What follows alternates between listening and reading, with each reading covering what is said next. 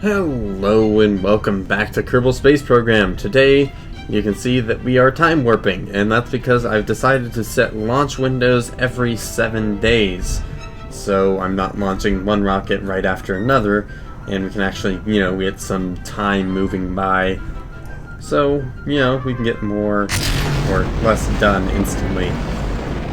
But we have liftoff. This is the Canary Sat. It's my first attempt to do 2 contracts with 1 mission. I'm going to be delivering a payload, as well as testing an illuminator light bulb in orbit. Hopefully that will be enough money to pay for this rocket launch. Hopefully we'll actually be making some profit off of it. But we'll have to see.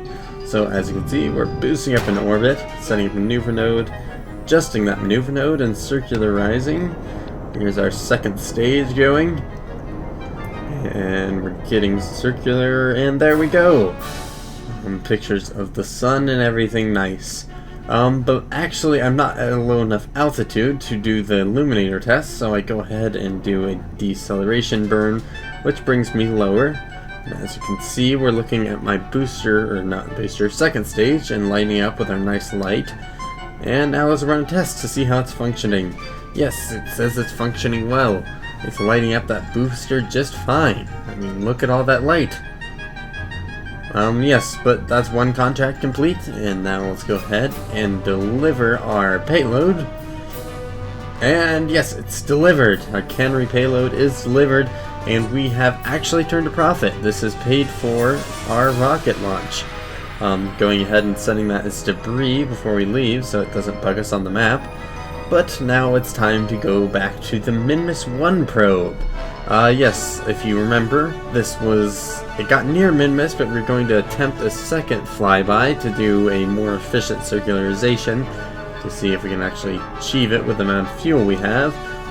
But I ran into a bit of a problem here. I was trying to aim at the node, and I took it out of hibernation. RCS was on, nothing was working though. I tried to use Smart ASS, but that didn't help either. It turns out we were out of RCS.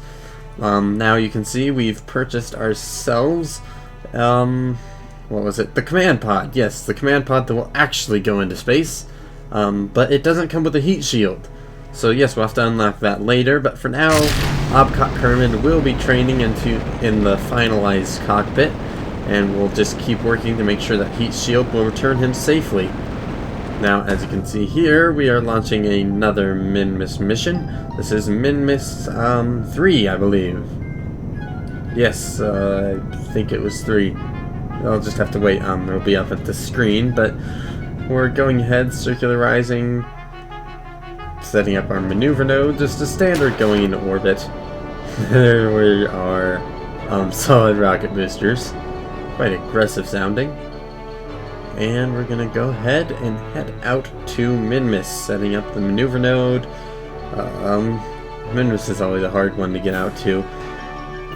I think Hero is just trying to angle our orbit to see if I can get us there. I think in the end I just end up sticking it on one of the ascending nodes and then clicking forward until we actually have an intercept. Like right there. And yes, this is going to be occurring before our next launch window. So I go ahead, go into the tracking station, time warp it around, and get ready for this burn. Ready to go to Minmus. And accelerating with the booster stage still, or not booster, second stage still. Dump that, and now we're on the actual probe stage, or the 3rd stage. And we have an intercept coming pretty close to Minmus actually. So I go ahead, zoom in, take some pictures of all the various things around in orbit, and then we go ahead and time warp out to Minmus. Mech Jeb is lighting everything up green and nice. And here we go. If you time warp really fast through those, it causes errors on the other side, so I like to slow down for sphere of influence changes so that the error is less when you go through them. But as you can see, it still did bring our periaps down below the surface, so I go ahead and do an adjustment to get us up. And before I do that, I actually go and check our our archives to see what scientific readings I've done. because of course doing them a second time is not effective. So, I think all I had was a high orbit temperature check or something like that. So I go into a low orbit, slow down, and we do all our wonderful science. And ooh, look, Kerbin! Yes, see, look at all this beautiful science we're doing. I can't transmit it because we're too far away, so we are going to have to head back. And here we zoom in and look at all of the beautiful mountains and our ground scatter and the plains. Just getting a look at Minmus. Hopefully one day we will have a Kerbal visit here, but that is a ways off. And there you can see an altitude graph using a radar. And now I plan our maneuver to return, but I actually shrink it down so we aren't quite escaping on the first orbit, because I want to get high altitude science, and then on the second pass we will then accelerate the rest of the way out. This is more efficient than the way I did the moon, which was going big, then small, then big again. Now, actually, no, I think I just got big in the wrong spot. But anyway, it turned out we couldn't get any science because all my experiments were already full. Should have brought 2 of each. Didn't think about that. But now it's time to return, get really close to Kerbin. Yes, put it in the hibernation mode and also spin it just for fun. Now we're coming in close to Kerbin, and we are within range to transmit all our amazing data. And now it's time to launch the Explorer Sat. Now this is not a payload, this is actually a polar orbiting, well, kind of laboratory. Its main function is gravioli detection, because that's actually biome based, because we are going to be doing, well, gravity readings actually change, I guess. Obviously temperature readings don't really matter in space depending on where you're above, and the same with the other various scientific instruments I have. But we're over the ice caps, and I go ahead and take all the science from here. And yes, I discovered gravioli is the only thing that matters.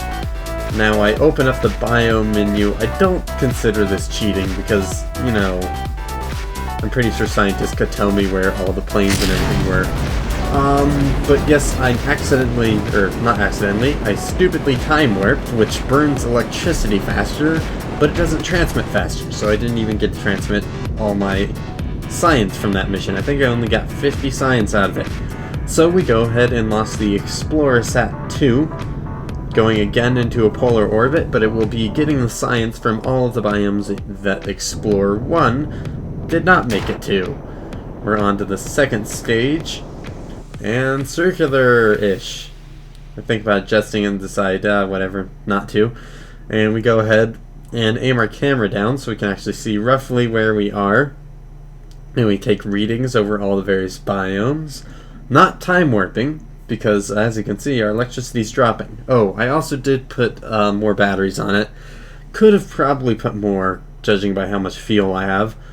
But yes, we just go over all of the various biomes. Eventually I realized that the gravioli detector actually tells me what they are, so I don't need to use the cheat. But yeah, we just get science from every biome.